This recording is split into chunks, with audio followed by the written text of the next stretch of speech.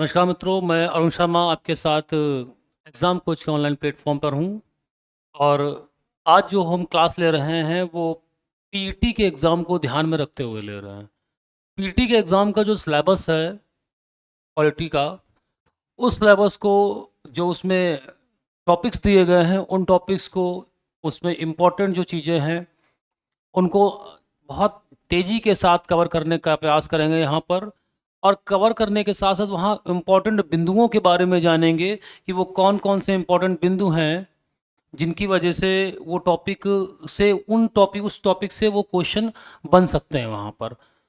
तो सबसे देखिए अलग अलग टॉपिक्स हैं, लेकिन जो महत्वपूर्ण टॉपिक हैं जिनसे प्रश्न ज़्यादा बनने की संभावना होती है उन टॉपिक्स को पहले हम देख लेते हैं। जैसे पहला टॉपिक है संघ, द यूनियन, भाग 5। दूसरा है राज्य, स्टेट, भाग 6। फिर पंचायत, भाग 9। और इसी में नगर पालिकाएं, नगर पालिका, भाग 9A। फिर मूल अधिकार, मूल अधिकार, भाग भाग 3। फिर ईपीएसपी, राज्य के नीति निदेशक तत्व, भाग 4। फिर इसमें संवैधानिक, सॉरी, फिर इसमें संविधान का निर्माण, संविधान का निर्माण, ये टॉपिक। संस्थाएं, संवैधानिक संस्थाएं और गैर संवैधानिक संस्थाएं, इसमें दो संस्थाएं हैं, दो तरह की, इनके बारे में पढ़ेंगे। फिर प्रमुख भाग, संविधान के प्रमुख भाग जो एग्जाम में सीधे सीधे आते हैं, प्रमुख अनुच्छेद और अनुसूचियां। और यहीं पर हम प्रमुख संविधान संशोधन, प्रमुख संविधान संशोधन, ये आपके महत्वपूर्ण टॉपिक्स हैं। प्रश्न यहीं से बनेंगे और यहीं से बनने की ज़्यादा संभावना है।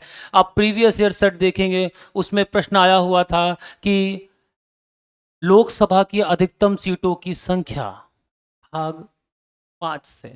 राष्ट्रपति की शक्ति के अनुच्छेद, राष्ट्रपति का निर्वाचन, जैसे अभी आपका राष्ट्रपति का निर्वाचन हुआ है, जल्द ही हमारे नए राष्ट्रपति हमको मिले हैं, तो राष्ट्रपति का निर्वाचन किस अनुच्छेद में है, राष्ट्रपति के निर्वाचन में कौन कौन सम्मिलित होते हैं, ऐसे प्रश्न।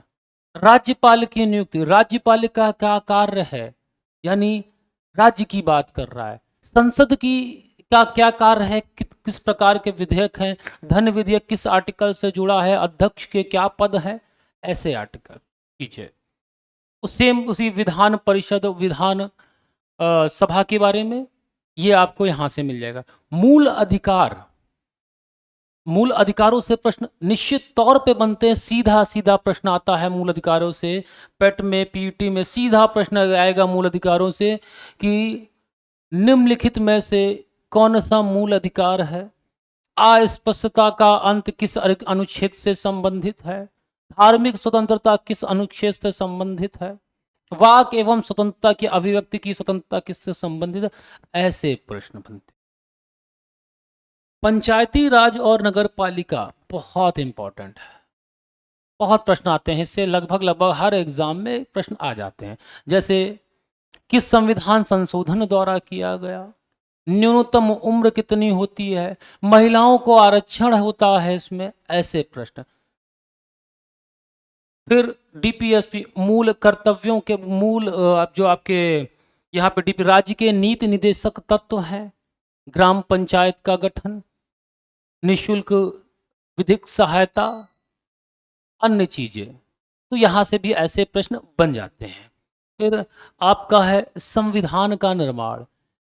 ये वो पार्ट है जहाँ से जो प्रश्न बनते हैं, संविधान सभा का गठन कैसे हुआ, किसके द्वारा हुआ, कितने सदस्य मौजूद थे, अध्यक्ष कौन था, उपाध्यक्ष कौन था, कौन कौन सी समितियां बनी, उन समितियों के अध्यक्ष कौन थे, किस दिनांक को कौन सा प्रस्ताव पारित हुआ, ऐसे प्रश्न यहाँ से बनते हैं इस टॉपिक से।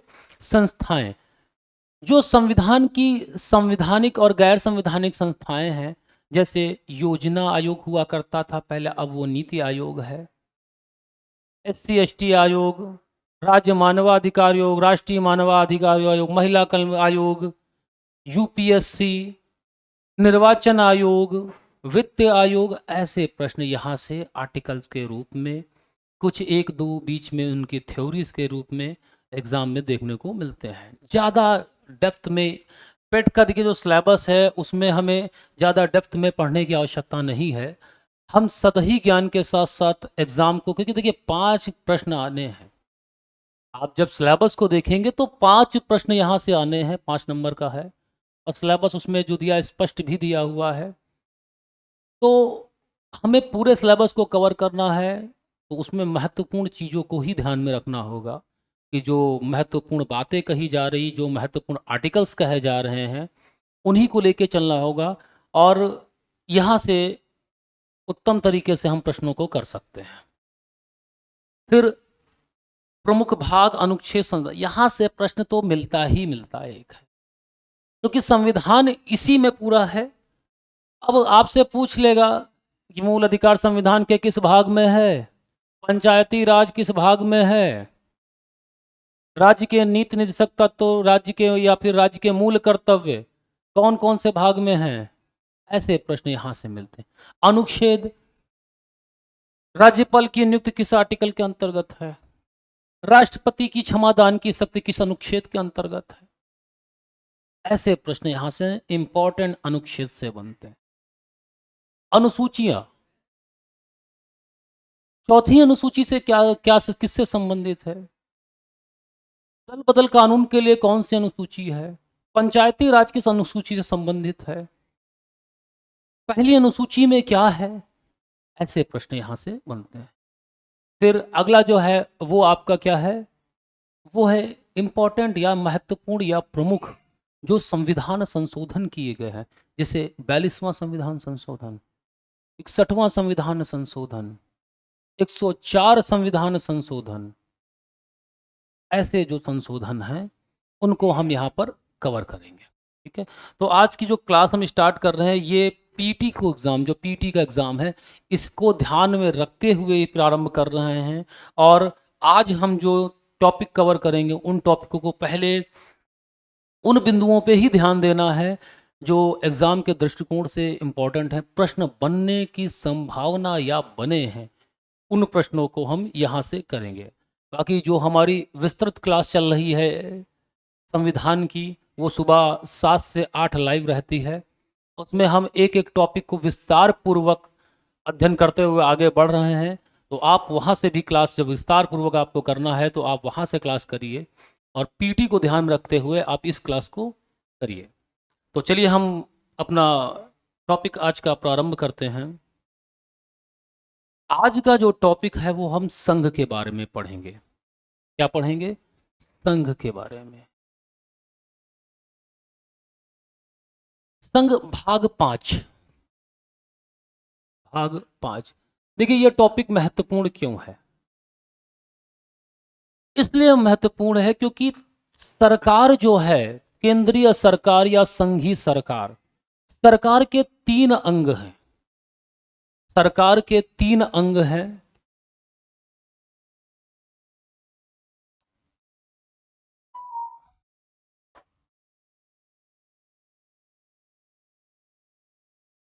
सरकार, कार्यपालिका,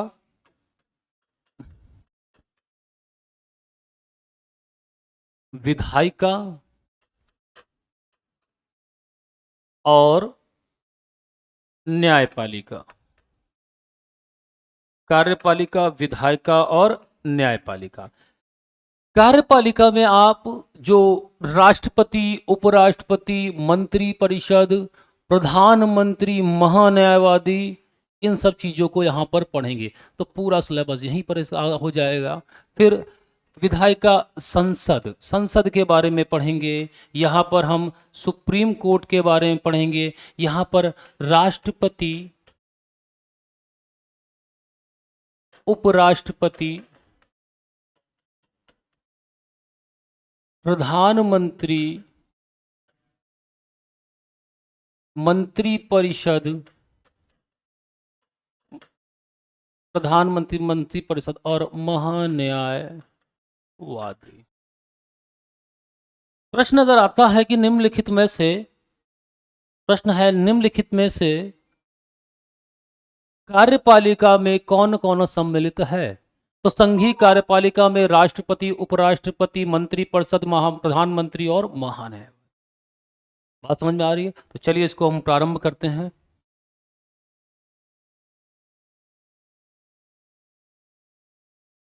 जो हमारा टॉपिक है वो है संघीय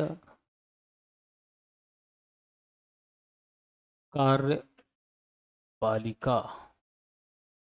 यूनियन एग्जीक्यूटिव, संघीय कार्यपालिका। अब देखिए, संघीय कार्यपालिका में जो हम टॉपिक पढ़ेंगे वो पढ़ेंगे राष्ट्रपति, राष्ट्रपति, प्रेसिडेंट ऑफ इंडिया। राष्ट्रपति, सबसे पहले तो प्रश्न जो बन सकता है उस प्रश्न पे, सबसे पहले राष्ट्रपति किस भाग से संबंधित है, तो भाग 5। इस भाग से भाग 5। अनुच्छेद कहां से कहां तक है संघीय कार्यपालिका के, तो अनुच्छेद हैं आर्टिकल 52 से लेकर 78, यहां तक संघीय कार्यपालिका। राष्ट्रपति हेड ऑफ स्टेट है, राज्य का मुखिया है, प्रथम नागरिक है, ये आप जानते हैं। और गणतंत्र भारत इसलिए बोला जाता है क्योंकि ये जो राष्ट्रपति का पद है ये भारत में निर्वाचित होता है एक निश्चित समय के लिए। इतनी बात क्लियर हुई? चलिए तो हम इसको प्रारंभ करते हैं।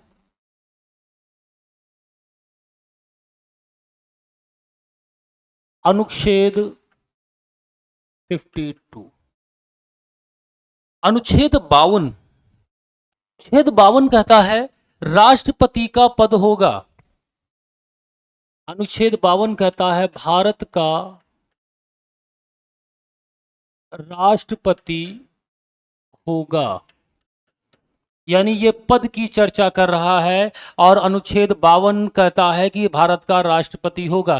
प्रश्न अगर आता है कि किस अनुच्छेद में राष्ट्रपति का पद है, तो अनुच्छेद 52, अनुच्छेद 52 राष्ट्रपति के पद की बात करता है, कहता है भारत का राष्ट्रपति होगा। बात समझ में आई? अगला देखिए क्या है, अनुच्छेद 53 या 53, और बहुत महत्वपूर्ण है। एग्जाम में कई बार एग्जाम में ये आया है, प्रीवियस ईयर सेट देखेंगे तो बहुत से एग्जामों में बना है। अनुच्छेद 53 कहता है कि कार्यपालिका का प्रधान राष्ट्रपति होगा। ध्यान रखिए, संघीय कार्यपालिका, संघीय कार्यपालिका का प्रधान कौन होगा? राष्ट्रपति होगा।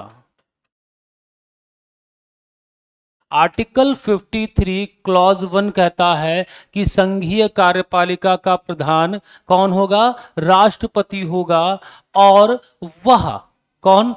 और वह राष्ट्रपति कार्यपालिका की समस्त शक्तियों का प्रयोग स्वयं करेगा या अपने अधीनस्थ अधिकारियों के माध्यम से करेगा। तो जो प्रश्न बना है प्रीवियस ईयर में और जो प्रश्न आता है वो किस प्रकार से आएगा कि निम्नलिखित में से कार्यपालिका का प्रधान कौन होता है। निम्नलिखित में से संघीय कार्यपालिका का प्रधान कौन होता है, तो राष्ट्रपति होता है। दूसरा प्रश्न जो बनता संभावना यहां से, राष्ट्रपति कार्यपालिका का प्रधान है, किस अनुच्छेद से संबंधित है, तो अनुच्छेद 53। बिल्कुल ध्यान रखिएगा, अनुच्छेद 53। कौन सा अनुच्छेद, अनुच्छेद 53। ये आप इस चीज का ध्यान रखिएगा, ये एग्जाम में प्रश्न कई बार आया है कि संघीय कार्यपालिका का प्रधान कौन होता है, राष्ट्रपति किस आर्टिकल से संबंधित है, आर्टिकल 53।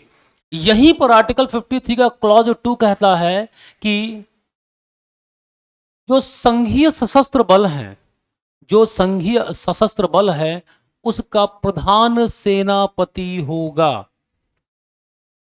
संघीय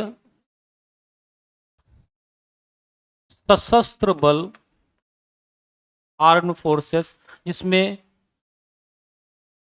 आर्मी, नेवी और एयरफोर्स सम्मिलित है। संघीय सशस्त्र बल का प्रधान सेनापति होगा, प्रधान सेनापति होगा। कौन होगा, राष्ट्रपति होगा। ध्यान रखिएगा, आर्टिकल 53 दो बातें कहता है। पहला कहता है संघीय कार्यपालिका का प्रधान राष्ट्रपति होगा, वह इसकी समस्त शक्तियों का प्रयोग स्वयं या अपने अधीनस्थ अधिकारियों के माध्यम से करेगा। दूसरी बात कहता है कि संघीय सशस्त्र बल जो हैं उनका प्रधान सेनापति होगा। बिल्कुल दिमाग में रखिएगा ये आर्टिकल, आर्टिकल 53 बहुत इंपॉर्टेंट, बहुत एग्जाम में पूछा गया है। चलिए आगे बढ़ते हैं। आगे है आर्टिकल 54, आर्टिकल 54, अनुच्छेद 54। ये कहता है राष्ट्रपति का निर्वाचन, राष्ट्रपति का निर्वाचन, कि प्रेसिडेंट का इलेक्शन कैसे होता है, राष्ट्रपति का निर्वाचन। तो राष्ट्रपति के निर्वाचन में कहा गया है यह एक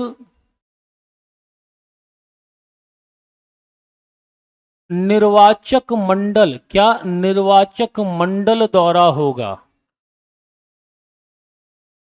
राष्ट्रपति का जो इलेक्शन है वो एक निर्वाचक मंडल द्वारा किया जाएगा। अब निर्वाचक मंडल है, प्रश्न यहां से बनता है कि निम्नलिखित में से निर्वाचक मंडल में कौन सम्मिलित होता है। तो ध्यान रखिएगा, राज्यसभा, लोकसभा, यानी संसद के दोनों सदन, संसद के दोनों सदन, राज्यसभा और लोकसभा यानी संसद के दोनों सदन के कैसे सदस्य, निर्वाचित सदस्य, निर्वाचित सदस्य, संसद के दोनों सदन के निर्वाचित सदस्य निर्वाचक मंडल में सम्मिलित होंगे। दूसरा है राज्य विधान सभा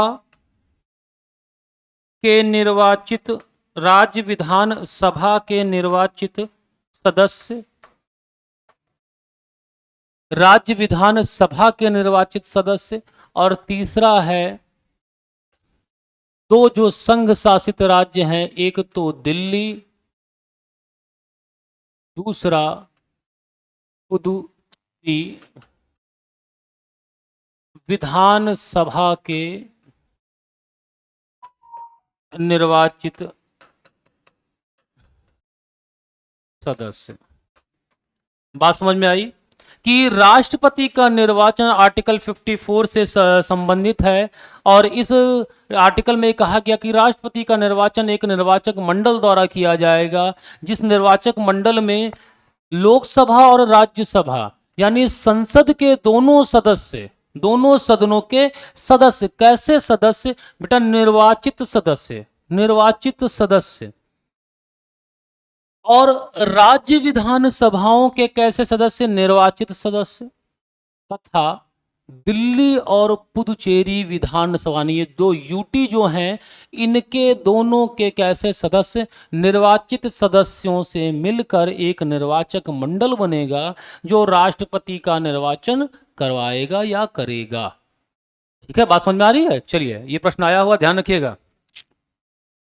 अब आगे बढ़ते हैं। देखिए अगला है 56 और 54, अगला है 55, आर्टिकल 55।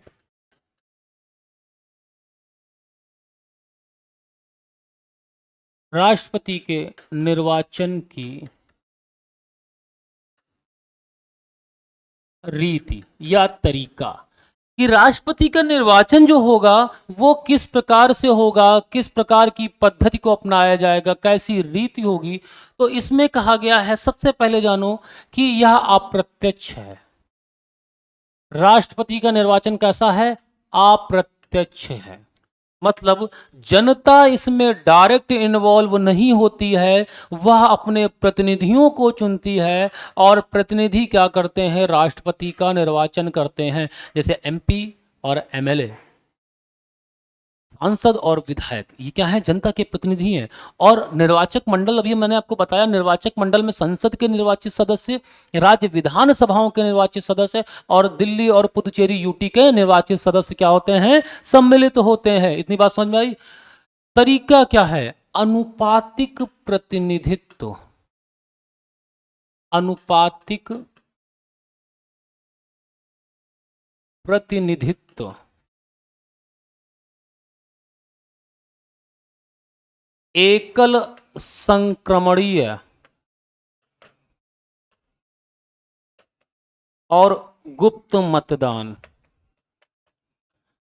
राष्ट्रपति का निर्वाचन अनुपातिक प्रतिनिधित्व से एकल संक्रमणीय रीति द्वारा गुप्त मतदान होगा। मतलब समझ रहे ना?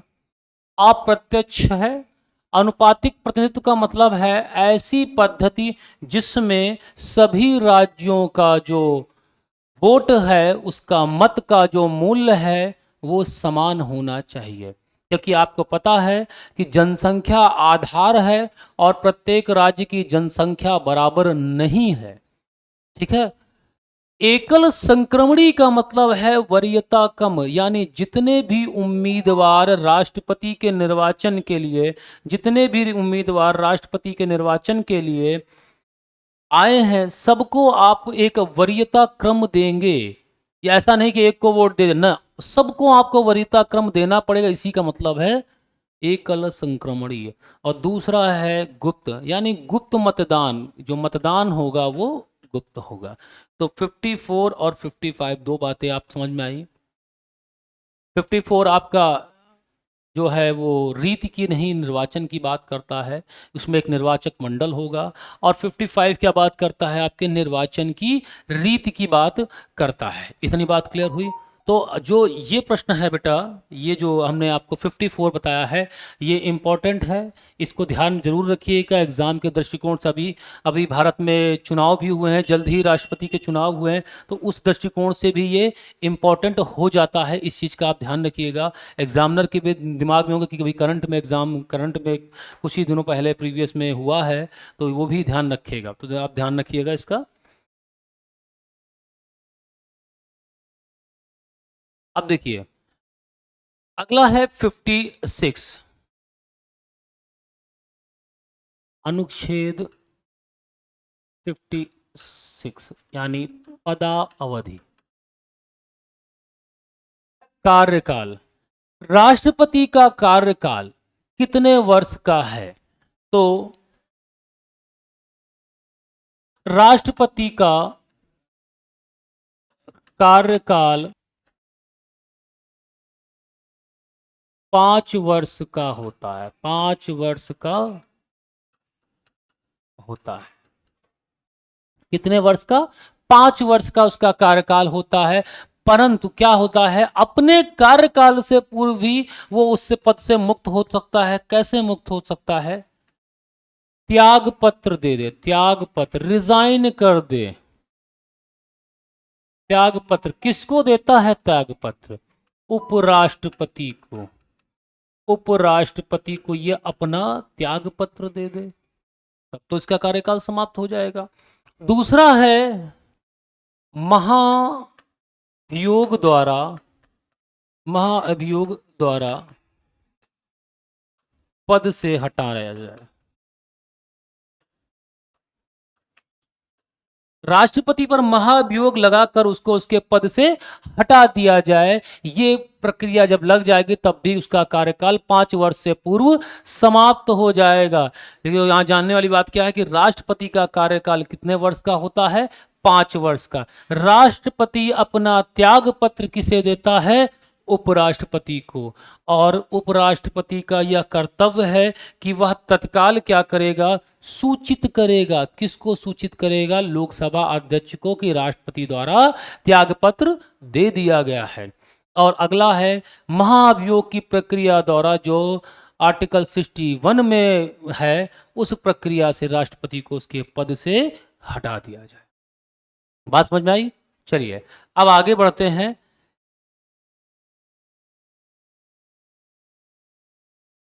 आर्टिकल 57 पुनः निर्वाचन की योग्यता। कि राष्ट्रपति पद का जो उम्मीदवार है एक बार राष्ट्रपति बन गया तो वह पुनः निर्वाचित होने के लिए योग्य है। भारत में इस व्यवस्था को किया गया है कि कोई भी व्यक्ति कितनी बार भी राष्ट्रपति बन सकता है, तो इतना ये महत्वपूर्ण नहीं है, फिर भी आप ध्यान रखिएगा। अगला है आर्टिकल 58, ये योग्यता से संबंधित है कि राष्ट्रपति बनने के लिए क्या योग्य होना या योग्यता होनी चाहिए। तो एक कॉमन योग्यता आप सभी को पता है, सभी के लिए वो योग्यता है क्या? भारत का नागरिक होना चाहिए। भारत का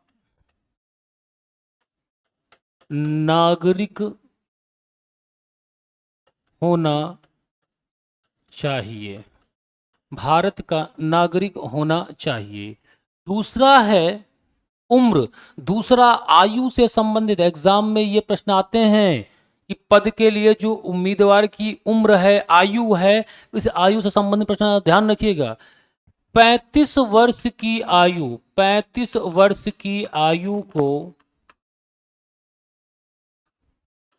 35 वर्ष की आयु को क्या कर चुका हो? पूर्ण कर चुका हो। पूर्ण कर चुका हो। यानी जो उम्मीदवार है जो राष्ट्रपति का इलेक्शन लड़ना चाहता है, इलेक्शन में आना चाहता है, वह 35 वर्ष की आयु को पूरी कर चुका हो। और अगला है लोकसभा सदस्य। लोकसभा सदस्य निर्वाचित होने की योग्यता, निर्वाचित होने की योग्यता रखता हो।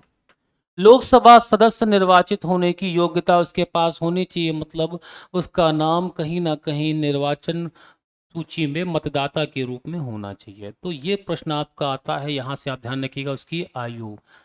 अब एक चीज और है, किसी भी लाभ के पद पे नहीं होना चाहिए। इतनी बात समझ में आई? 59 में शर्तें हैं। अनुच्छेद 59 में क्या है? राष्ट्रपति के पद के लिए शर्तें हैं कि राष्ट्रपति किसी भी सदन, चाहे वो संसद हो चाहे राज्य विधानमंडल हो, उसका सदस्य नहीं होना चाहिए और किसी भी लाभ के पद पे नहीं होना चाहिए। तो ये इतना महत्वपूर्ण नहीं है। तो अब आगे की ओर हम बढ़ते हैं। अगला है अनुच्छेद 60, आर्टिकल 60, शपथ। ये आर्टिकल इंपॉर्टेंट है, ध्यान रखिएगा, एग्जाम में आया है कि राष्ट्रपति की शपथ किस अनुच्छेद से संबंधित है। राष्ट्रपति की शपथ किस अनुच्छेद से संबंधित है? अनुच्छेद 60। तो राष्ट्रपति को उसके पद की शपथ, शपथ कौन दिलाएगा? भारत का मुख्य न्यायाधीश। चीफ जस्टिस ऑफ इंडिया है, भारत के मुख्य न्यायाधीश, वह राष्ट्रपति को उसके पद की शपथ दिलवाते हैं। ध्यान रखिएगा, राष्ट्रपति की जो शपथ है वो अनुच्छेद 60 में है, अनुच्छेद 60 में है, और उसके उसके पद की शपथ कौन दिलाता है? भारत का मुख्य न्यायाधीश दिलाता है। अनुसूचियों बाकी सबकी शपथ, राष्ट्रपति और उपराष्ट्रपति को छोड़ के बाकी सबकी शपथ अनुसूचियों में है, लेकिन यहाँ पर इनकी शपथ कहाँ पर है? आर्टिकल में है। तो कौन सा आर्टिकल है? आर्टिकल 60 शपथ से संबंधित है। इस बात को आप ध्यान रखिएगा। अगला देखिए क्या है, आर्टिकल 61 अनुच्छेद 61 मोस्ट इंपॉर्टेंट है, बहुत बार एग्जाम में पूछा गया है बच्चा, बहुत बार एग्जाम में पूछा गया, ध्यान रखिएगा। महाभियोग की प्रक्रिया,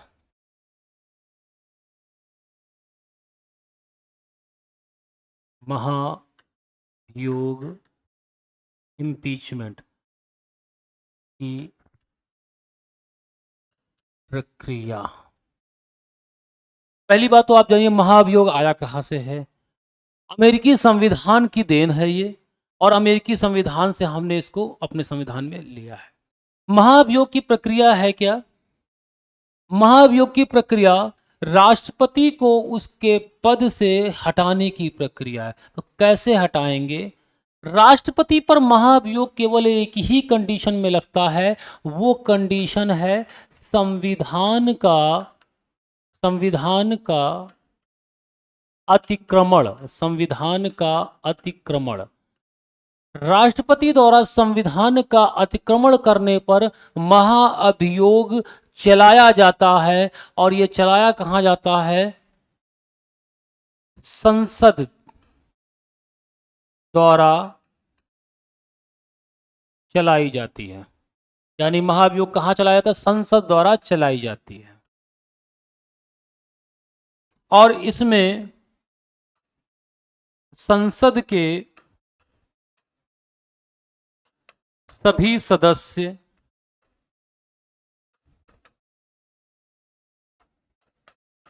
सम्मिलित होते हैं।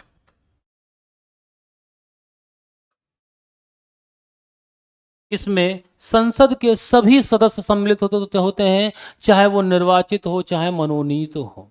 बात समझ में आ रही है कि राष्ट्रपति जब संविधान का अतिक्रमण करता है तो आर्टिकल 61 के अनुसार राष्ट्रपति पर महाभियोग की प्रक्रिया चलाई जाती है। इस प्रक्रिया को संसद के द्वारा चलाया जाता है, और संसद के दोनों सदनों के सदस्य इस प्रक्रिया में भाग लेते हैं।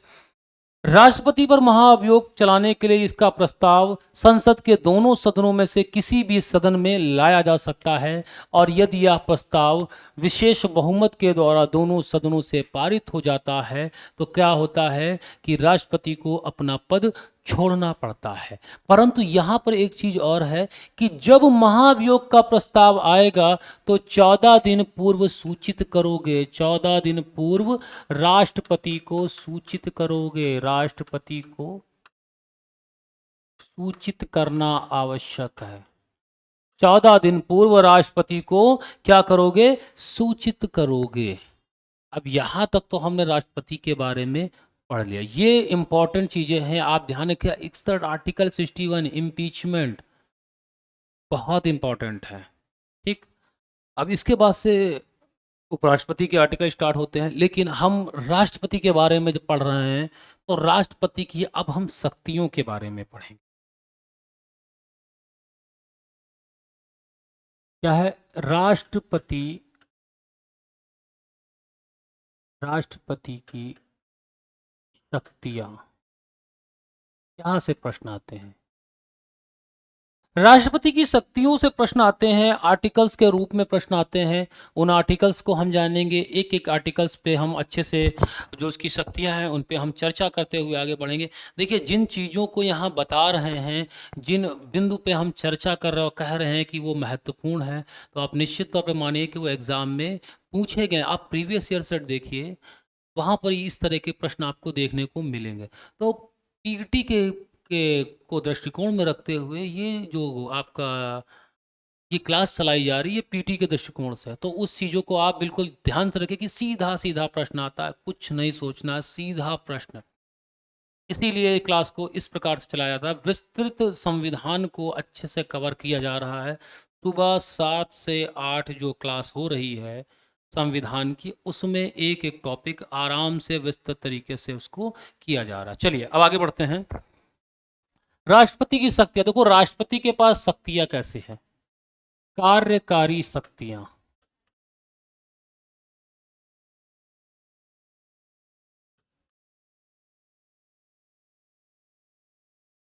विधायी शक्तियां, विधायी शक्तियां।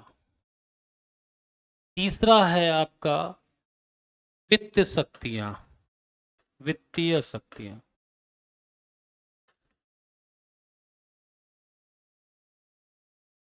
न्यायिक शक्तियां,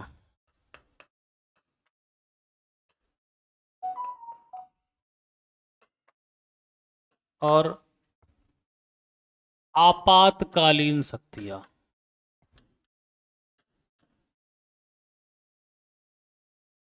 आपातकालीन शक्तियां। बात समझ में आ रही है? ये राष्ट्रपति की शक्तियां हैं। तो हम पहली शक्ति पे चर्चा करते हैं, राष्ट्रपति की कार्यकारी शक्ति पर हम चर्चा करते हैं। पहली शक्ति क्या है?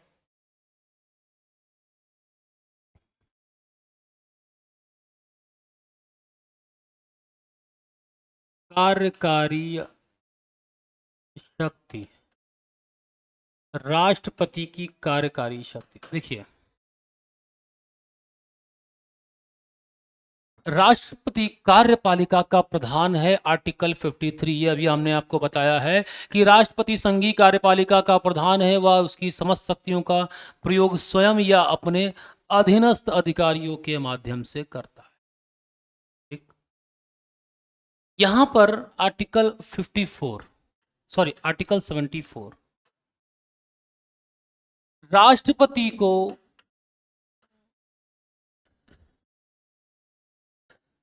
सलाह देने के लिए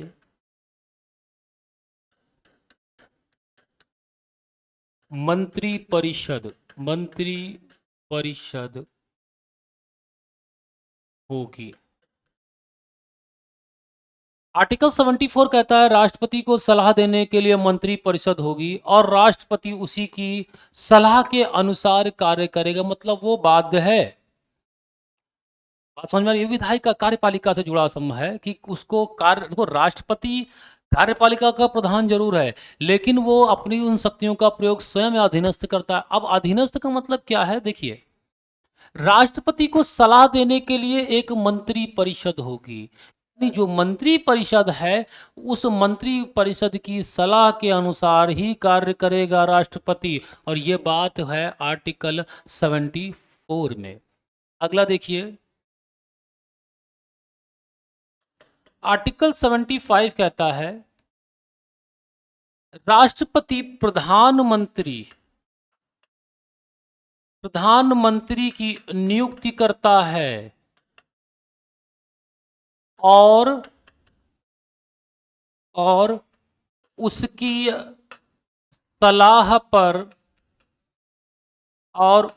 सलाह पर अन्य मंत्रियों की नियुक्ति करता है।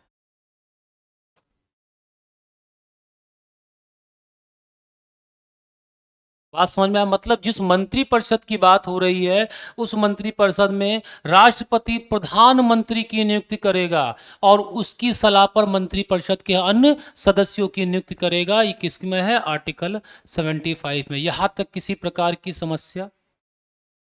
बोलिए। चलिए अब आगे बढ़ते हैं।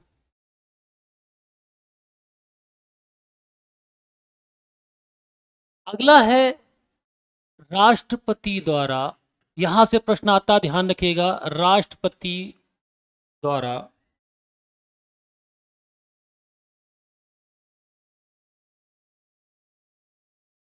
की गई नियुक्तियां। किस किस को राष्ट्रपति नियुक्त करता है? पहला देखिए कौन है, प्रधानमंत्री और मंत्रिय परिषद के सदस्य। राष्ट्रपति प्रधानमंत्री और मंत्रिपरिषद के सदस्यों की नियुक्ति करता है। ये बात आपको पता होनी चाहिए, एग्जाम में ये पूछा जाता है कि राष्ट्रपति निम्नलिखित में से किसकी नियुक्ति करता है। आगे देखिए, राज्यों के राज्यपाल, जो राज्यों के राज्यपाल हैं उनकी नियुक्ति करता है राष्ट्रपति। जो राज्यों के राज्यपाल हैं उनकी नियुक्ति करता है राष्ट्रपति। आगे देखिए, संघ शासित, संघ शासित राज्यों के उपराज्यपालों की नियुक्ति।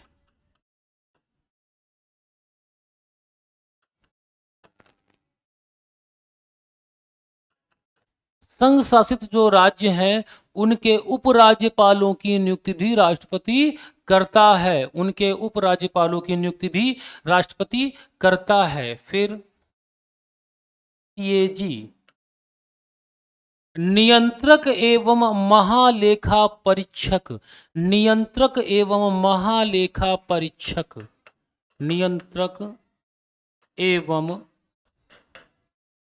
महालेखा परीक्षक। जो कैग है, सीएजी है, इसकी नियुक्ति भी राष्ट्रपति द्वारा की जाती है। आगे बढ़िए, महान्यायवादी, महान्यायवादी, जो महान्यायवादी है, जो का संघीय कार्यपालिका का एक भाग भी है, कार्य है, तो उसकी नियुक्ति भी कौन करता है? उसकी नियुक्ति भी राष्ट्रपति द्वारा की जाती है। अगला, यूपीएससी, संघ लोक सेवा आयोग के अध्यक्ष एवं सदस्यों की नियुक्ति। राष्ट्रपति संघ लोक सेवा आयोग के अध्यक्ष एवं सदस्यों की भी नियुक्ति करता है। फिर मुख्य निर्वाचन आयुक्त, मुख्य निर्वाचन आयुक्त एवं अन्य आयुक्तों की नियुक्ति।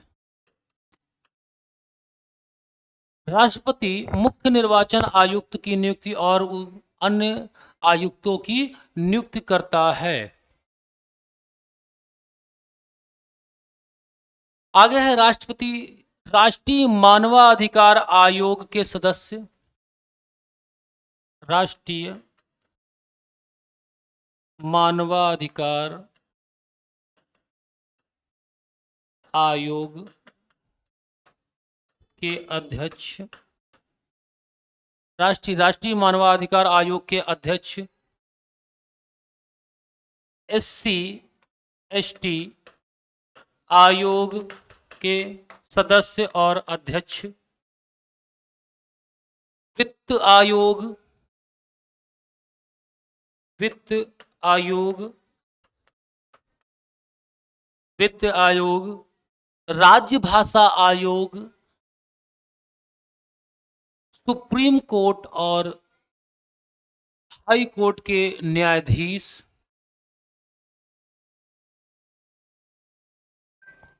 सुप्रीम कोर्ट और हाई कोर्ट के न्यायाधीश, सुप्रीम कोर्ट और हाई कोर्ट के न्यायाधीश। देखिए यहां पर क्या चीजें हैं,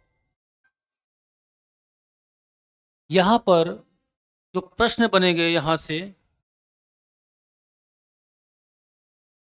ये प्रश्न जो हैं नियुक्ति से रिलेटेड, यहां पर सीधा प्रश्न बनता है कि निम्नलिखित में से राष्ट्रपति किसकी नियुक्ति करता है। तो आप याद रखिएगा, जो आपको बताया जा रहा है, जो लिखवाया जा रहा है, यहां पर इन चीजों को याद रखिएगा कि राष्ट्रपति किन किन की नियुक्ति करता है। बात समझ में आ रही है? चलिए अब राष्ट्रपति की विधायी शक्ति को देखते हैं।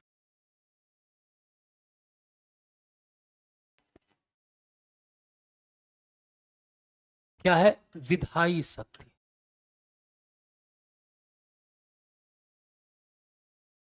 राष्ट्रपति की विधायी शक्ति, देखिए जो राष्ट्रपति की विधायिका से संबंधित शक्ति है उसे ही राष्ट्रपति की विधायी शक्ति कहा जाता है।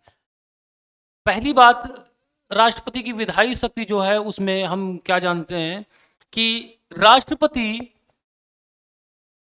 संसद का अभिन्न अंग है। राष्ट्रपति संसद का अभिन्न अंग है, पहली बात। ठीक, संसद का अभिन्न अंग है। आर्टिकल 79 में, फिर आर्टिकल 85 क्या कहता है? संसद के सत्र को आहूत करना, सत्रावसान करना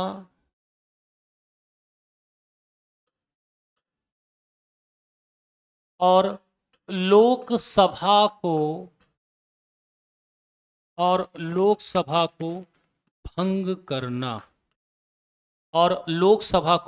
भंग करना, राष्ट्रपति संसद के सत्र को बुलाता है, उसके सत्र का समापन करता है और क्या करता है? लोकसभा का विघटन करता है प्रधानमंत्री की सलाह पर। इतनी बात क्लियर हुई? ये है पहली विधायी की शक्ति। राष्ट्रपति संसद द्वारा पारित किसी विधेयक पर अंतिम सिग्नेचर करके उसे कानून का स्वरूप प्रदान करता है। फिर राज्यसभा में, अगला है राष्ट्रपति राज्यसभा में 12 सदस्यों को क्या करता है? मनोनीत करता है। 12 सदस्यों को क्या करता है? मनोनीत करता है। जो विज्ञान,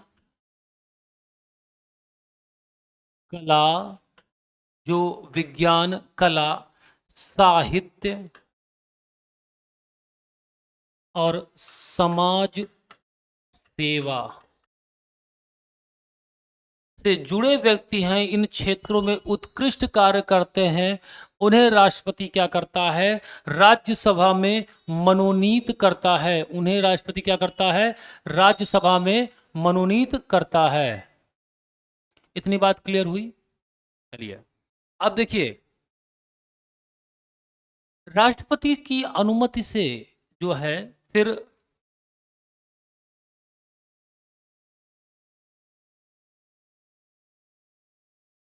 कुछ विधेयक ऐसे हैं जो राष्ट्रपति की पूर्व अनुमति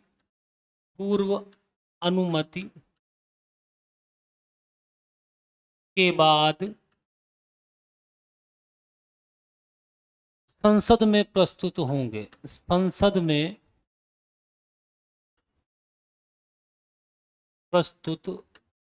होंगे। कौन कौन से विधेयक हैं? अनुच्छेद 110 धन विधेयक, अनुच्छेद 110 धन विधेयक, अनुच्छेद 110 धन विधेयक, अनुच्छेद 3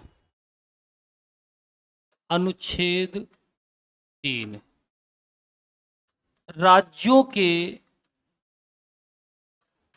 गठन और प्रवेश से संबंधित है। अनुच्छेद 3 में प्रवेश और गठन नहीं है, वो 2 में है।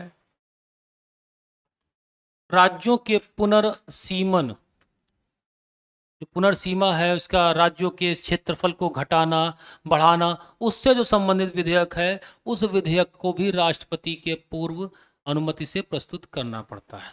संचित निधि, आर्टिकल 226, संचित निधि से संबंधित है। वे विधेयक जो संचित निधि से संबंधित हैं उन विधेयकों को भी संसद में प्रस्तुत करने से पहले राष्ट्रपति की पूर्व अनुमति को लेना क्या है, आवश्यक है। इतनी बात समझ, राष्ट्रपति की विधायी शक्ति। फिर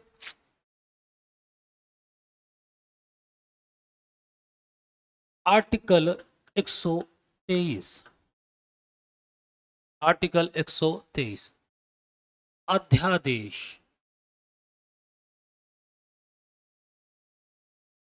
जारी करता है। राष्ट्रपति अध्यादेश को जारी करेगा।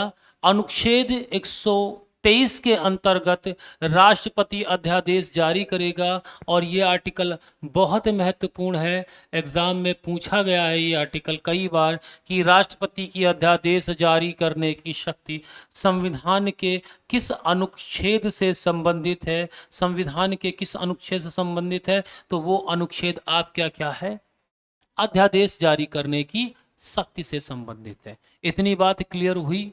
बोलिए। चलिए, अब अध्यादेश को जारी कैसे करोगे, अध्यादेश है क्या? देखिए, संसद के दो सदन हैं, लोकसभा और राज्यसभा। ये दोनों सदन क्या है, सत्र में नहीं है, सत्र में नहीं। यानी संसद का चाहे लोकसभा हो चाहे राज्यसभा हो, दोनों सदन या दोनों में से एक सदन सत्र में नहीं है तो क्या होता है, राष्ट्रपति अध्यादेश जारी करता है। ऐसी आवश्यकताएं उत्पन्न हो जाए कि राष्ट्रपति को तत्काल किसी विषय पर कानून बनाना आवश्यक हो जाए तो क्या करता है, राष्ट्रपति अध्यादेश जारी कर देता है और यह अध्यादेश संसद के द्वारा बनाए गए कानून की भांति ही लागू होता है। बात समझ में आ रही है? तो ये आर्टिकल हमारे यहाँ पर हैं। ये थी संसद की जो राष्ट्रपति की विधायी शक्ति है। फिर अनुच्छेद 108 के अंतर्गत राष्ट्रपति संयुक्त अधिवेशन, जॉइंट सेशन, संयुक्त अधिवेशन को बुलाता है। राष्ट्रपति अनुच्छेद 108 के अंतर्गत संयुक्त अधिवेशन को बुलाता है। आर्टिकल 108 के अंतर्गत क्या है, संयुक्त अधिवेशन को,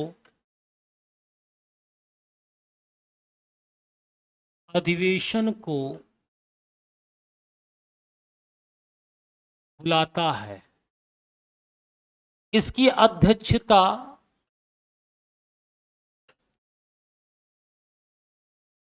लोकसभा अध्यक्ष,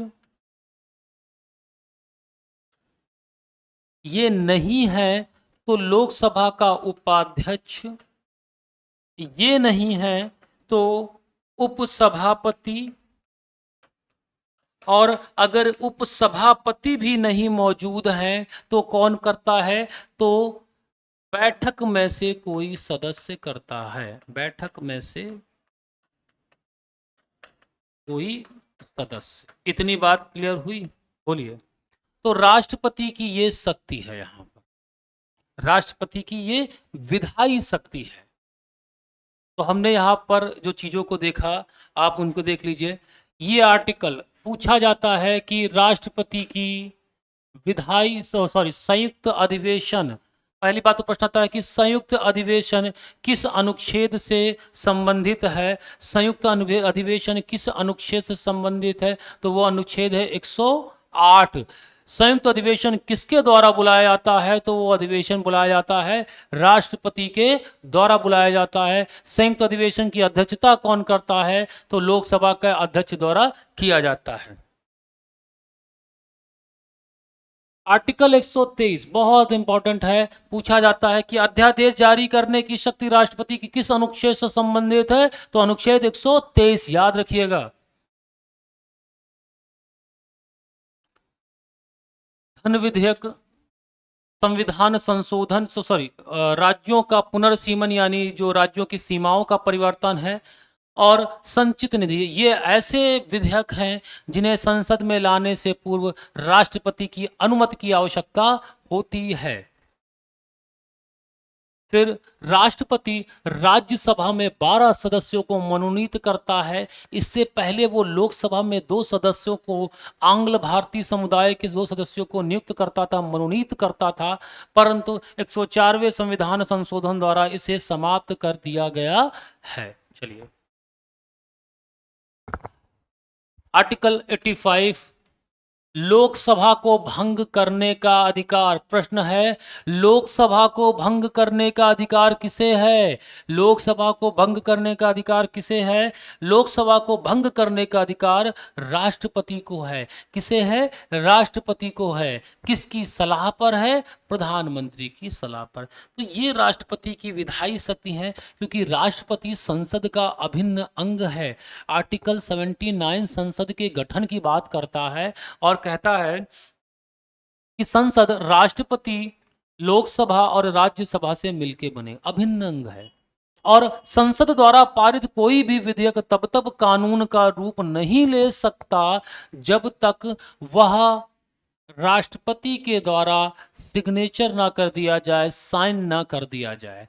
अब यहीं पर राष्ट्रपति की शक्ति यह है कि विधेयक पर उसकी शक्ति क्या है।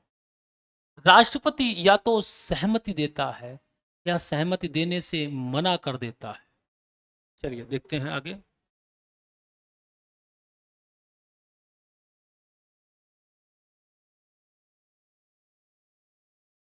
संसद द्वारा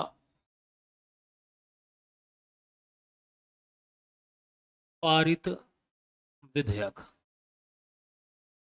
संसद द्वारा जो पारित विधेयक है, जब वो राष्ट्रपति के पास जाता है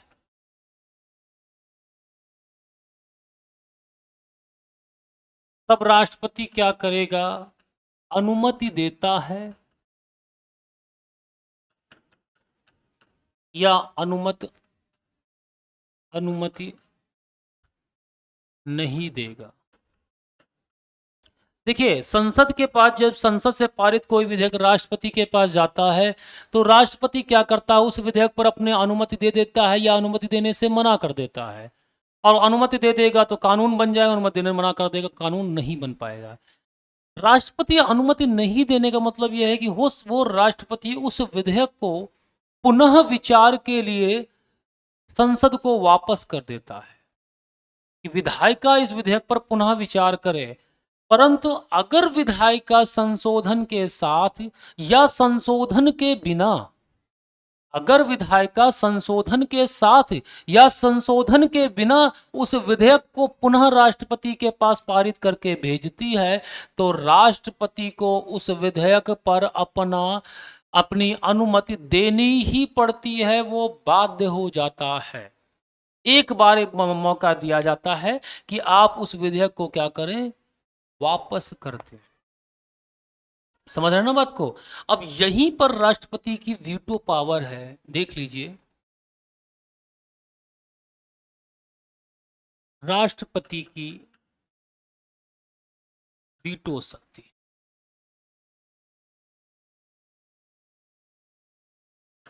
तीन तरह के बच्चा वीटो हैं।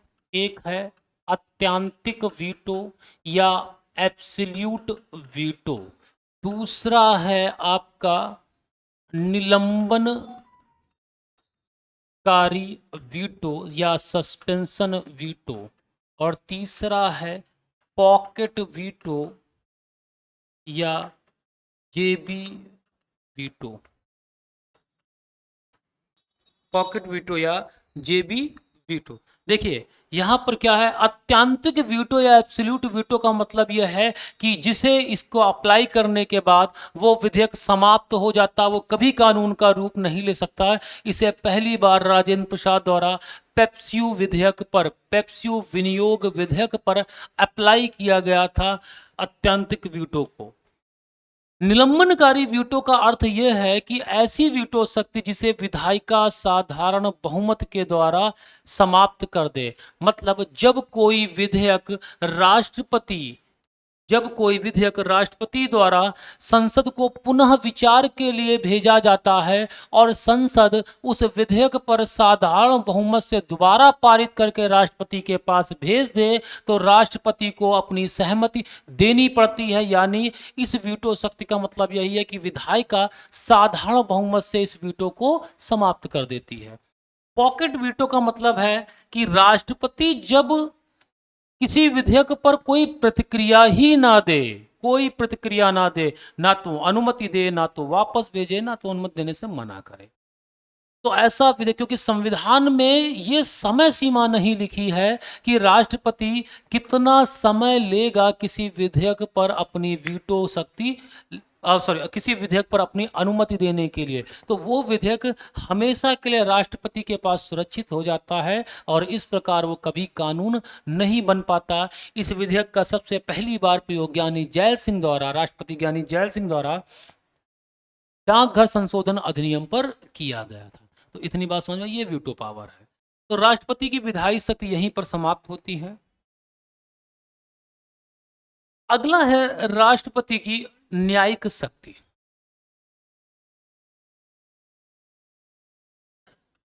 न्यायिक शक्ति देखिए, राष्ट्रपति की न्यायिक शक्ति सबसे पहले तो देखिए आर्टिकल 214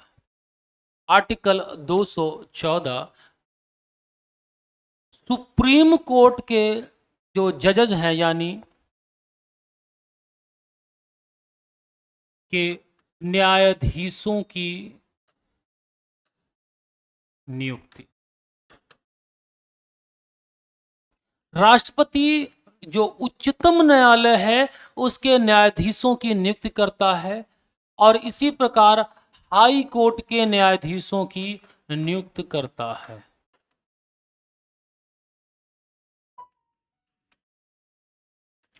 राष्ट्रपति उच्चतम न्यायालय के न्यायाधीशों की नियुक्ति और इसी प्रकार उच्च न्यायालय के न्यायाधीशों की नियुक्ति करता है। बात समझ में आ रही है? नियुक्त करता है। अब देखिए यहां पर जो प्रश्न एक बार एग्जाम में बना है, बार बार एग्जाम में बनता है, दो आर्टिकल न्यायिक शक्ति से बहुत इंपॉर्टेंट है। पहला आर्टिकल क्या है जो न्यायिक शक्ति से इंपॉर्टेंट है? आर्टिकल 143। आर्टिकल 143 इंपॉर्टेंट है। क्या इंपॉर्टेंट है? कि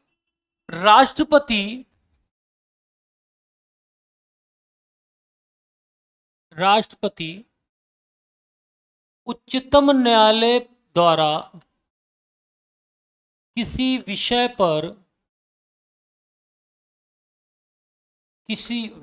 पर परामर्श ले सकता है, परंतु मानने के लिए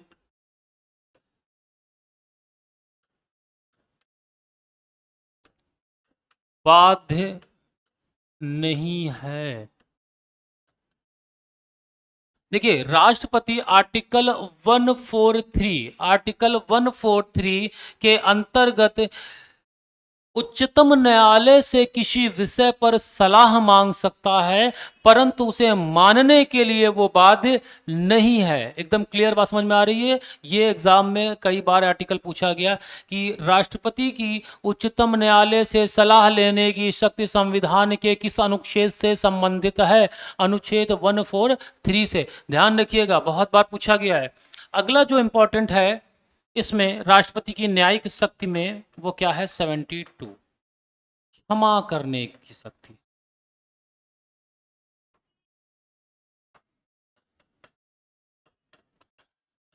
राष्ट्रपति को जो दंडित व्यक्ति हैं उन दंडित व्यक्तियों के दंड को माफ करने की, क्षमा करने की शक्ति देगी है। इसमें लघुकरण, प्रविलंबन, ये सब चीज़ें हैं, लेकिन आप पीटी के से हिसाब से आप ध्यान रखिए, बस इतना दिमाग में रखिए, आर्टिकल 72 में राष्ट्रपति की दंड को क्षमा करने की शक्ति है।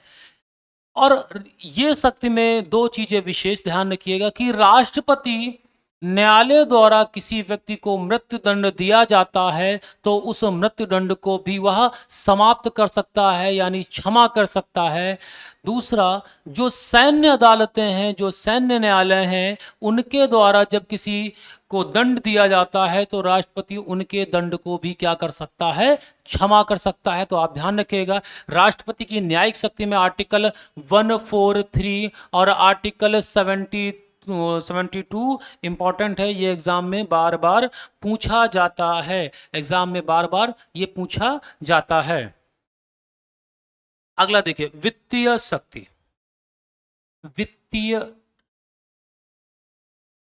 शक्ति, राष्ट्रपति की जो वित्तीय शक्ति है, यानी जो वित्त से संबंधित शक्ति है, उन शक्तियों पे चर्चा करें तो सबसे पहला आर्टिकल आप याद रखेंगे, आर्टिकल 112। 112, आर्टिकल 112 क्या कहता है? राष्ट्रपति वार्षिक वित्तीय विवरण, वार्षिक वित्तीय विवरण, जिसे हम बजट कहते हैं, जिसे हम बजट कहते हैं, को संसद के दोनों सदनों में प्रस्तुत करवाएगा, रखवाएगा, प्रस्तुत करवाएगा। राष्ट्रपति वार्षिक वित्तीय विवरण को संसद के दोनों सदनों के सम्मुख रखवाता है, और रखता कौन है? वित्त मंत्री, जो कार्यपालिका के मंत्रिपरिषद में एक सदस्य के रूप में होता है। तो राष्ट्रपति संसद के अंदर बजट को रखवाता है। वार्षिक वित्तीय विवरण किस आर्टिकल में है? आर्टिकल 112। याद रखिएगा, बजट किस आर्टिकल से संबंधित है? 112 से। वार्षिक वित्तीय विवरण किस आर्टिकल संबंधित? 112 से। वार्षिक वित्तीय विवरण को संसद में कौन रखवाता है? कौन रखवाता, किसके द्वारा प्रस्तुत कराया जाता है? तो राष्ट्रपति के द्वारा प्रस्तुत कराया जाता है। एकदम बिल्कुल दिमाग में ध्यान रखिएगा। अगला है आर्टिकल 281। आर्टिकल 281, राष्ट्रपति वित्त आयोग की स्थापना करता है, वित्त आयोग का गठन करता है। राष्ट्रपति वित्त आयोग का गठन करता है, 281, बिल्कुल ध्यान रखिएगा। अगला देखिए, आर्टिकल 267, आकस्मिक निधि। आकस्मिक निधि, आकस्मिक निधि, राष्ट्रपति का आकस्मिक निधि पर पूर्ण नियंत्रण होता है। इससे धन निकालने के लिए उसे संसद की स्वीकृति की आवश्यकता नहीं होती है। आकस्मिक निधि राष्ट्रपति के अधीन होती है। तो इस चीज का आप बिल्कुल ध्यान रखिएगा कि राष्ट्रपति की वित्तीय शक्ति में 112 और 281 बहुत महत्वपूर्ण है। इन चीजों को आप ध्यान रखिएगा। अगला देखते हैं, राष्ट्रपति की आपातकालीन शक्तियां। आपातकालीन शक्ति, तीन तरह के आपातकालीन शक्ति है। पहला है राष्ट्रीय आपातकाल।